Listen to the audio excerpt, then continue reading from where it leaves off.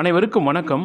இன்று நாம் பார்க்க போவது ராகு பகவான் கர்மப்பதிவு கொண்ட நட்சத்திரக்காரர்கள் வாழ்வில் சகலவிதமான தோஷம் விலக வாழ்வு வளம் பெற செய்ய வேண்டிய எளிய வழிபாட்டு முறை மற்றும் பரிகாரம் இந்த வீடியோவில் நம்ம பார்க்க போகிறோங்க.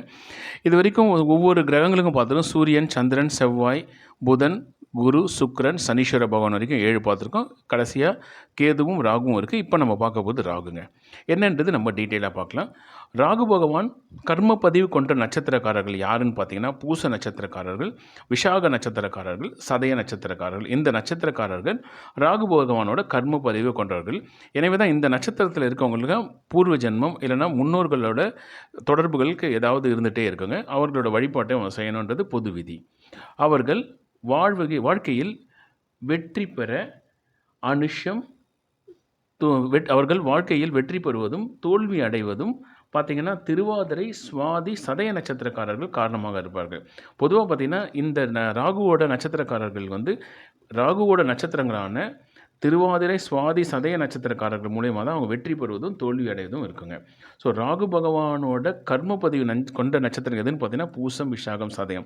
சதய நட்சத்திரமும் ராகு பகவானோட நட்சத்திரம் தான். அவர்களோட கர்மப்பதிவும் அந்த நட்சத்திரம் தான். இதுதான் ஒரே ஒரு ஒற்றுமைங்க. ஸோ இவர்கள் வாழ்க்கையில் வெற்றி பெறணும் அப்படின்றதுக்கு என்னென்னலாம் பண்ணலாம்னு பார்த்தீங்கன்னா, ராகு கால வழிபாடு செய்வது சிறப்பு, முன்னோர்களிடம் ஆசி பெறுவது மிகவும் நல்லது, மற்றும் வேற்றுமொழி மதம் கொண்டவர்களுக்கு உதவுவது சிறப்புங்க. வேற்றுமொழி நம்ம தமிழாக இருந்தால் தெலுங்கு, ப்ளஸ் இந்து வந்தால் கிறிஸ்டின், முஸ்லீம் போன்றவங்களுக்கு உதவுவது நல்ல பலன்களை கொடுக்கும். குழந்தை இல்லாதவர்களுக்கு உதவுவது சிறப்பு. கடுமையான நோய்கள் காரணம் ராகுபவன். குறிப்பாக பார்த்திங்கன்னா புற்றுநோயால் பாதிக்கப்பட்டவர்களுக்கு நம்மால் முடிஞ்ச உதவி செய்வது நல்லது. மேலும் இவர்கள் செல்ல வேண்டிய கோயில்கள் பார்த்திங்கன்னா திருநாகேஸ்வரம், திருப்பாம்புரம் சென்று வழிபாடு செய்வது ரொம்ப ரொம்ப சிறப்பு இருக்குங்க.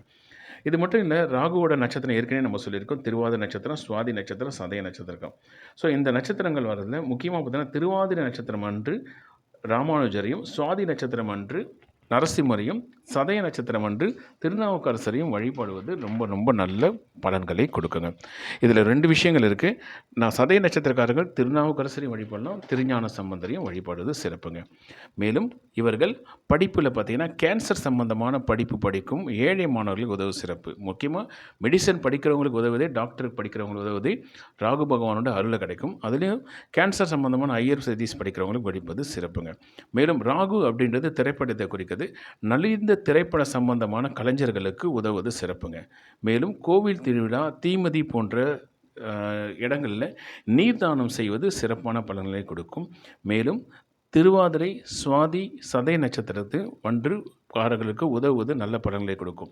நம்ம வீட்டிலேயே யாராவது திருவாதிரை நட்சத்திரம் இருப்பாங்க, சதய நட்சத்திரம் இருப்பாங்க, இல்லை ராகு நட்சத்திரம் ஆனால் சதய நட்சத்திரக்காரர்கள் இருப்பாங்க. அவர்களுக்கு வழிபாடு செய்வது ரொம்ப ரொம்ப நல்ல பலன்களை கொடுக்கும்.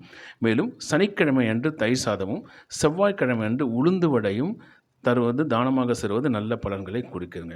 முக்கியமாக ராகு அப்படின்றது கூட்டு, அதாவது ஏதாவது கூட்டான பிரச்சனைகள் ராகு பகவானை குறிக்கிறது. ஸோ வீட்டிலேயே தொடர்ந்து நிறைய பேருக்கு நோய்கள் வருது, ராகு பகவான் காரணமாக இருப்பார். அதனால் இந்த ராகுவோட கர்ம பதிவுகளும் முன்னோர்களை எவ்வளோக்கு எவ்வளோ வழிபாடு செய்வது நல்லது. குறிப்பாக பார்த்திங்கன்னா வீட்டில் தந்தையோ இறந்துருந்தாங்கன்னா அவர்களுக்கு, தாய் தந்தை இறந்தால் அவர்களுக்கு திதியை சரியாக கொடுக்கணும். அது மட்டும் இல்லாமல் மற்றும் முக்கியமான திதிகள் என்னென்னா பார்த்திங்கன்னா, ஆடி அமாவாசை வரும் அமாவாசை அன்றும் மற்றும் தை அமாவாசை, மகாலி அமாவாசை அன்றும் திதி கொடுக்குது அவர்களுக்கு நல்ல நல்ல பலன்களை கொடுக்கும். இதுதான் இந்த பதிவு மூலிமா சொல்கிறது. ராகு பகவானின் கர்ம பதிவு கொண்ட நட்சத்திரக்காரர்கள் செய்ய வேண்டிய எளிய வழிபாட்டு முறையை பார்த்துருக்கோம். மேலும் இந்த பதிவு உங்களுக்கு பிடிச்சிருந்தால் லைக் பண்ணுங்கள், கமெண்ட் பண்ணும். மேலும் உங்கள் நண்பர்களுக்கு ஷேர் பண்ணுங்கள், சப்ஸ்கிரைப் பண்ணால் சப்ஸ்கிரைப் பண்ணுங்கள். மீண்டும் அடுத்த பதிவில் சந்திக்கிறதுல மகிழ்ச்சி. நன்றி, வணக்கம்.